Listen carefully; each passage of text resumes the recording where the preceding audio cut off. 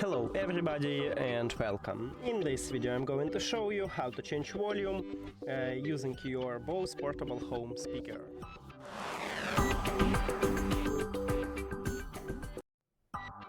To change the volume for this speaker we have a few options.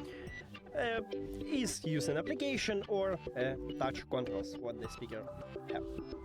Let's get started with use an application. Just open it, and if you set up your speaker here, you will see this menu. So click on your speaker, and here is volume slider.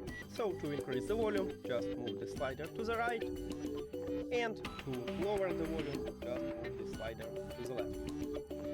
But as I said previous, we can use touch controls, and right here at the top we have two of them.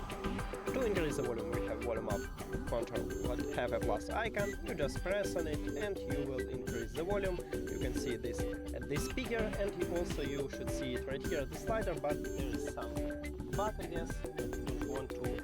Oh yeah, okay, we have it. So as you can see it works here.